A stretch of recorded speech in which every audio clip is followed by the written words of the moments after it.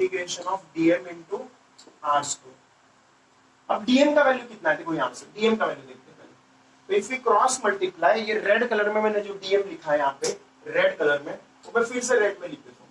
तो dm is equal to rho 2 pi r h into dr, ऐसा। Okay, और rho का वैल्यू भी सब्स्टिट्यूट कर लेते हैं इसी स्टेप में। तो dm is equal to rho का वैल्यू कितना है, ये m upon pi r square h 2 pi r dr into h।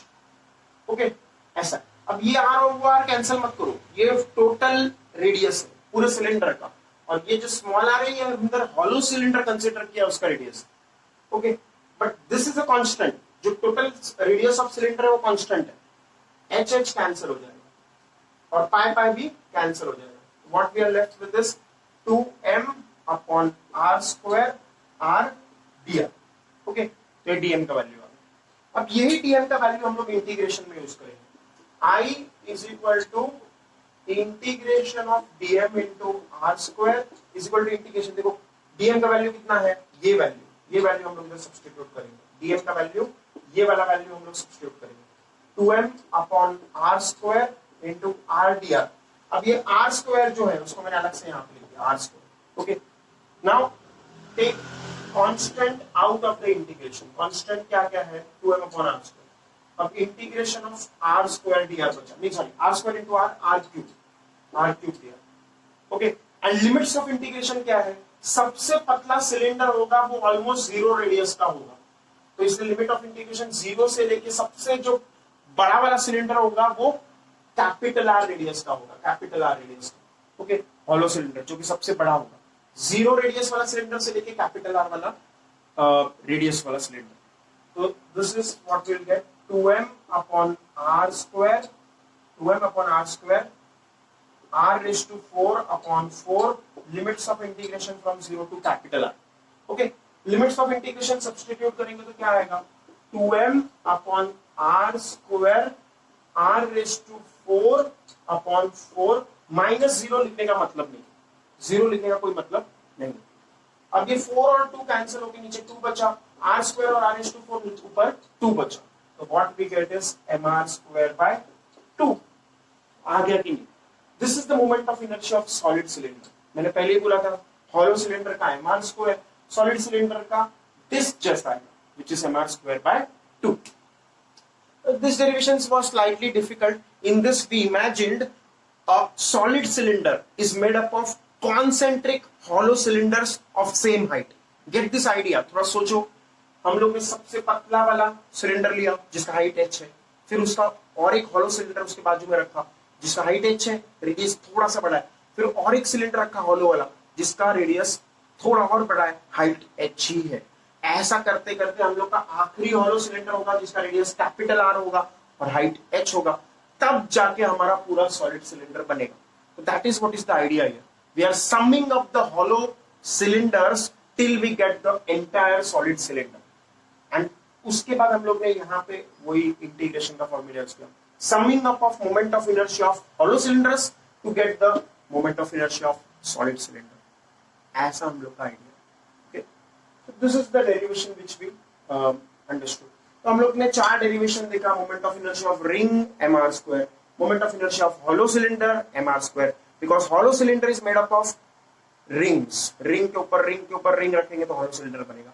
Moment of inertia of disc हमने प्रूव किया mr square by 2, फिर डिस्क के ऊपर डिस्क रख के हम लोग को मिलेगा सॉलिड सिलेंडर, उसका भी उतना ही होगा mr square by 2। ये results I think are understood now. Now let us derive moment of inertia of कोई और ले लेते हैं एक body, then we will finish off with this.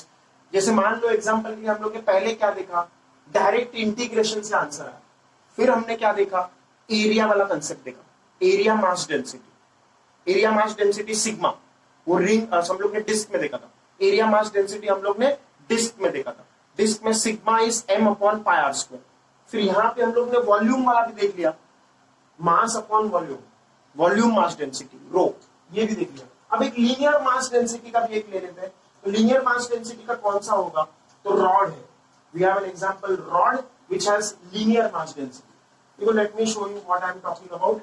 एक हम लोग ने डेरिवेशन लिया जिसमें हम लोग के पास था sigma mass upon area, this was for disc. एक डेरिवेशन मैंने करके बताया।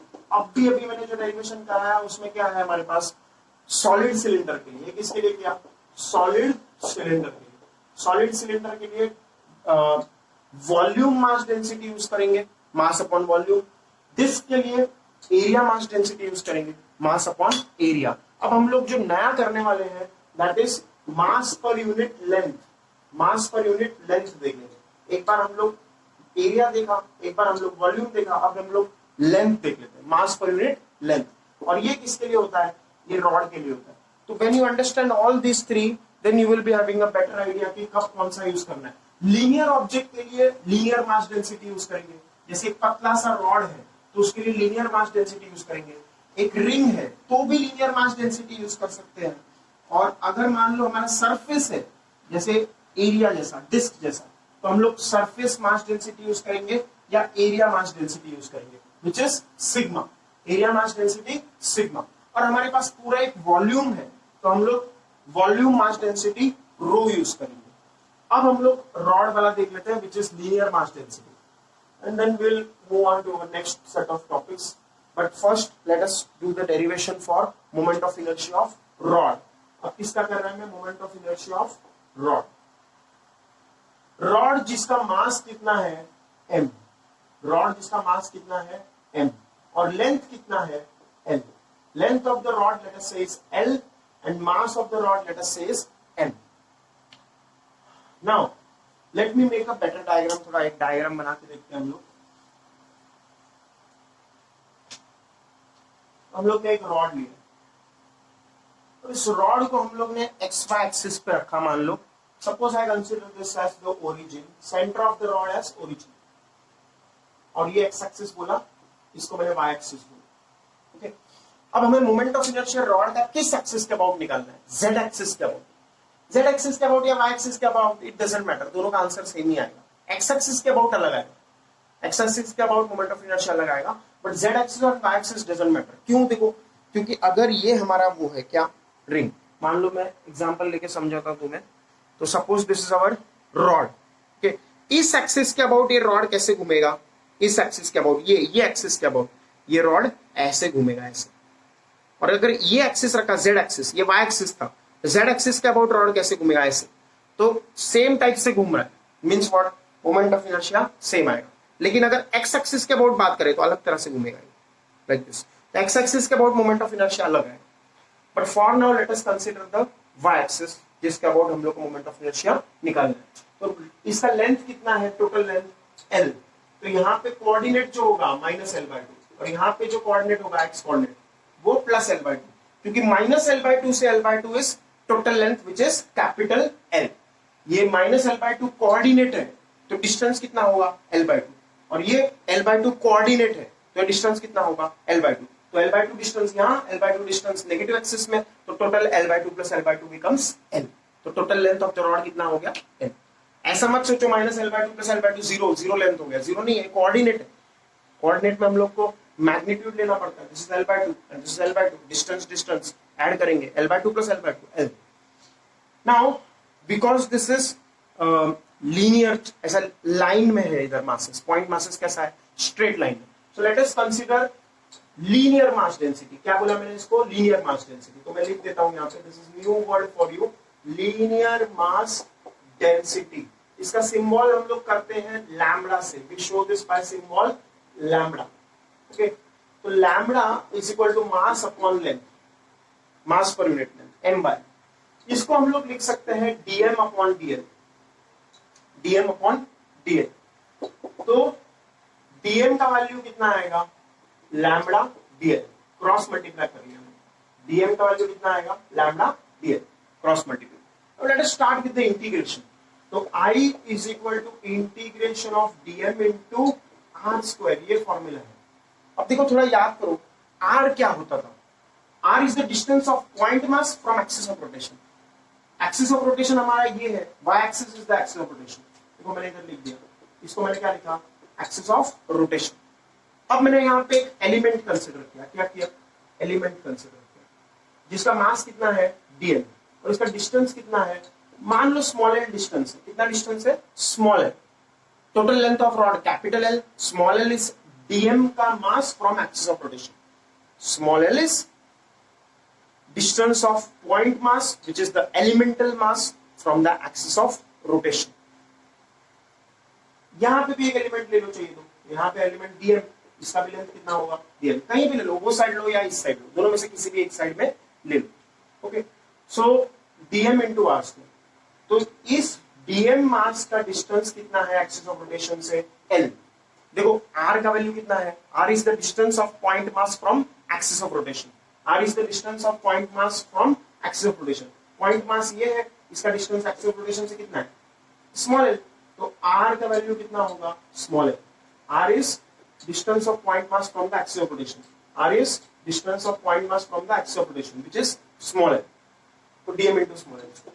अभी dm का वैल्यू यहां से हम लोग यहां सब्स्टिट्यूट करेंगे, यहां से, तो लेट मी सब्स्टिट्यूट, तो dm का वैल्यू कितना है, lambda dl into l square, लेकिन dm का वैल्यू मैंने सब्स्टिट्यूट किया, लैम्बडा dl है ना, वो सब्स्टिट्यूट किया, तो what we get is lambda integration of l square dl, constant comes out of the integration. Okay, अब लैम्बडा का वैल्यू कितना है, देखो अब मैं अगले स्टेप में कर रहा है, lambda integration of l square dl है, तो पहले तो हम लोग इंटीग्रेशन कर लेते, बाद में लैम्बडा का वैल्यू सब्स्टिट्यूट करते, तो l integration of l square dl क्या हो जाएगा, lambda l raise to 2 + 1 upon 2 + 1, इतना इंटीग्रेशन तो सबको आता ही रहेगा।